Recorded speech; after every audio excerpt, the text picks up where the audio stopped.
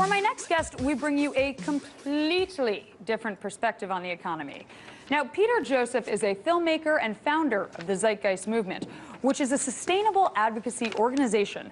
Now, the movement believes that social issues such as poverty, corruption, pollution, and war are all a result of an outdated and inefficient social structure.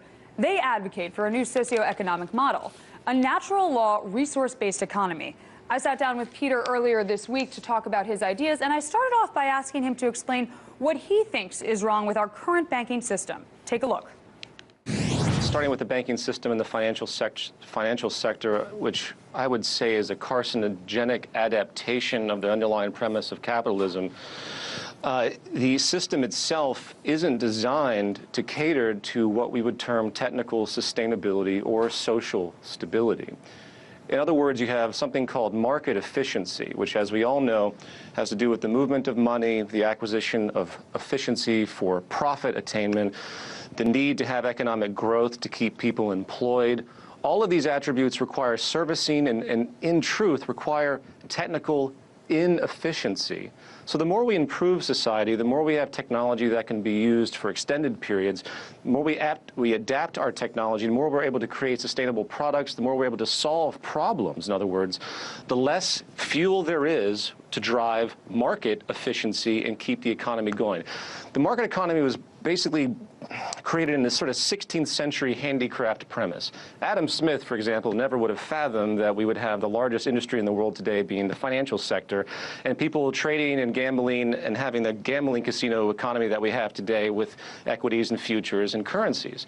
This is a carcinogenic adaptation of the underlying premise of seeking the widget gain, as it were, from Economics 101. So it's completely outdated, in other words, and it's not going to handle the problems we have today with a billion people starving, 3 billion in poverty, the huge water stress that is rising, the energy crisis and demand. We will have another billion people on this planet in another 15 years. These stressors will not be resolved by a system that actually wants inefficiency to keep it going. Right. Now, can you explain to our viewers what the Zeitgeist Movement is?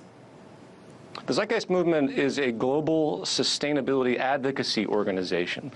And in short, we get to the root of what is underlying most of the social problems that we see in the world today, from the conflict and social instability that we see on a daily basis to, again, the core ecological crises that we also see amalgamating and continuing. And what we find is that the root premise of the social model is at fault. Now, I want to make one distinction, because when you talk about or criticize capitalism, people are very quick to point fingers. Capitalism did not start in the 16th century, even though it was formalized as such. The premise of capitalism, the premise of the market itself, is this fear of scarcity and the necessity to compete and gain advantage over others because of that fear. And this has amalgamated into this complex system that we have today that is literally decoupled from itself, where people are out trading and gaining without any regard for what actually is relevant to social progress. So the movement sees this, and we also see that we have immense problem-solving capacities and technological solutions out there that are going unused because they are simply too efficient to be applicable to keep market circulation going. So we recommend what I term a natural law resource-based economy. And this idea simply says that we need to use the scientific method. We need to get down to the root of what actually creates life support, creates public health, ensures security of the environment, ensures social and ecological sustainability. And to do so, we need to install a completely different social system that actually has that interest in mind. And that is an elaborate conversation that we can go into at length, but I'm going to stop right there. And I do want to go into it at length at some point, but thank you for soundbiting it for us. But my question is, what happens when economic growth slows today as compared to what would happen when economic growth slows in this more sustainable society that you envision, Zeitgeist Movement? Oh. Well, that's a very interesting idea, because you're premising economic growth within the market context. There would be no economic growth in the same theoretical understanding in a resource-based economy.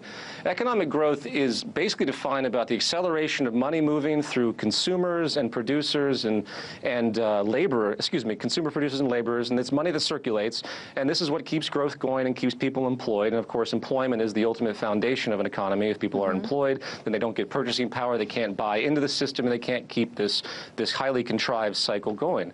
In a new model, in a socially sustainable model based on the scientific method, we don't have economic growth. You have actual tangible production to meet human needs, and you use the high propensity, the highly optimized sustainability and efficiency protocols, you could call them, that we have derived from nature that says, okay, you shouldn't overuse this resource because it's scarce. We should use high propensity resources that have good abundance rather than deplete, say rare earth metals for arbitrary purposes, such as cheap cell phones that you can buy for 99 cents that end up in a landfill and never recycle because they're not designed to. So economic growth is a contrivance of thought coming from the monetary economy, and I can't even think of a way it would exist in a new system, other than the concept of simply producing to meet human needs in an access type of society rather than a proper needs society, which is another point that we can touch upon as well. So I hope that makes sense. It's a market contrivance, economic growth. It does, but my follow-up to that is, how would a non-monetary society be more sustainable? Because it would be based on actual technical premises of sustainability, things that we don't do in the monetary system because market needs turnover, market needs inefficiency. Again, if you want to have a very robust market economy, you need immense amounts of things to service. I'll give you an example, cancer. If we resolved cancer, if we were able to actually go after the lifestyle factors, the genetic propensities, and stop this massive growth of cancer, which is continuing on the planet, there would be billions, if not trillions of dollars and millions of jobs lost tomorrow if this actual resolution was put forward. So if you can extrapolate axiomatically that example to what it would mean to make a car that lasts 100 years. Well, imagine, for example, if we had a housing structure, we had advanced housing structures that had advanced production of produce in our own homes. And we also had 3D printing machines that were based on nanotechnology that could produce the basic housewares. Basically, capital goods becoming consumer goods, in other words. What would that mean if each of us could go, say, a month without buying anything? The entire economy would collapse. So the system is not predicated on saving, conservation, or anything that you can, in a classical sense, would deem sustainable. And I'll add one more thing to that because I think it's adjacent to it, and that's the idea of social sustainability. This system produces conflict. Its core driving mechanism is imbalance.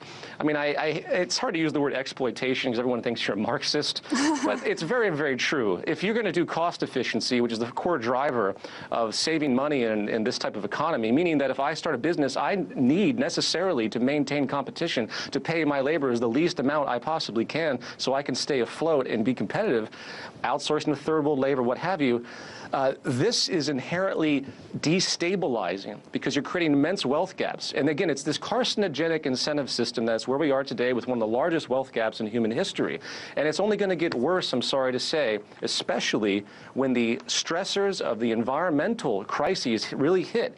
The wealthy are going to continue to compound their greed, which greed is based on fear, continue to secure their positions, and you're going to continue to see larger and larger wealth divides until, of course, as history has proven, you end up with probably a revolution of sorts, which we are seeing periodically around the world right now for similar economic reasons.